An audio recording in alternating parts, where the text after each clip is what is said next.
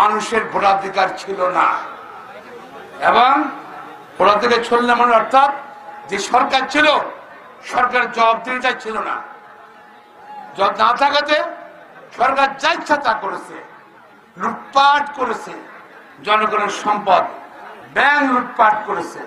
দেখেন এত ফেরেস্তা ফেরেস্তা কথাবার্তা বলতে সময় বলছে কি শাহীন ওসমান কইছে না, বলছে আমার নেত্রী তাজের নামাজ পড়ে নাকি, হ্যাঁ হ্যাঁ শেখ হাসিনা তাজ নামাজ পড়ে, কিন্তু ওনার দেশের পত্রিকা আসছে কি, পত্রিকা আসছে 300 কত কোটি টাকা, 364 কোটি টাকা ওনার, না 64 কোটি, 98 কোটি টাকা, 94 কোটি টাকা জব্দ করছে আপাতত, আরো আছে নাকি।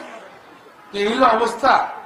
এটা শুধু উনার না, আওয়ামী লীগের নেতা ধরলে 100 কোটি টাকা, 1000 কোটি টাকা, কার টাকা? জনগণের টাকা লুট করেছেন আপনি। আপনি শেখ হাসিনা, আপনি ছত্রছায়া, আপনার ক্ষমতার প্রভাবে বলয়ে তারা থেকে তারা জাতীয় সম্পদ লুটপাট করেছে, ব্যাংক লুটপাট করেছে। আপনি মানুষ সমালোচনা করতে পারেনি, পত্রিকা সমালোচনা করতে পারেনি, মিডিয়া কোনো গলা চিপে ধরে রাখছেন। আপনি কোনো কথা বলা যাবে না আওয়ামী সরকারের বিরুদ্ধে, বিচার বিভাগ কিছু করা যাবে না। বিচার বিভাগে আপনার এক্সাম্পল দেখেছেন, সাবেক প্রধান বিচারপতি সিনহা আপনার কথা অনুযায়ী রায় পরিবর্তন করে নেই, আওয়ামী লীগের কথা অনুযায়ী তাকে ক্যান্সার রোগে বানিয়ে বিভূষে বানিয়ে দিয়েছেন, মিথ্যা বানিয়ে দিয়েছেন। মানে রাজনৈতিক কর্মী বিএনপির 65 লক্ষ নেতা কর্মীর বিরুদ্ধে মিথ্যা হামলা দিয়েছেন আপনি।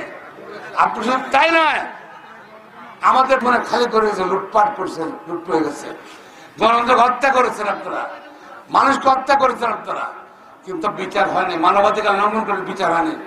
ইনশাআল্লাহ বাংলার মাটিতে আপনার বিচার হবে, বিচার হবে। কেন আপনারা জনগণের ভোটাধিকার আপনারা হরণ করেছিলেন, এবং আজকে এই প্রতিনিধি সরকার, ছাত্র জনতার সরকার, জেলবাড়ির সরকার, আমরা সবাই এই সরকারের সমর্থন করছি, কিন্তু এই সরকার তো নির্বাচন দিচ্ছে না, কারণটা বুঝতে পারছে না, কারণটা বুঝতে পারছে না।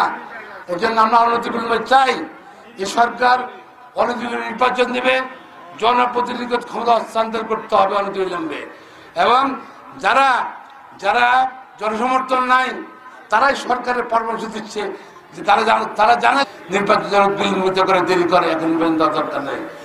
আমি প্রতিনিধি সরকারকে অনুরোধ করবো, তাদেরকে ইগনোর করেন, তারা জনগণের পক্ষের লোক না, জনপ্রিয় না, তারা জনগণের ভোট পাবে না দেখেই তারা আপনাকে অ্যাডভাইস করতে, সরকারকে পরামর্শ দিচ্ছে ভোট না করার জন্য।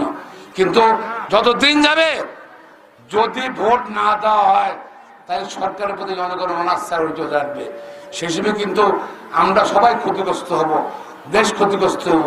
কারণ এই সরকারের সফলতার সঙ্গে জাতির সফলতা আছে। আমরা আশা করি এই সরকার অনতিবিলম্বে নির্বাচন দেবেন, সুষ্ঠু সুন্দর নির্বাচন করে বাংলাদেশ ইতিহাসে প্রতিনিধি সরকার চিরস্মরণীয় থাকবেন।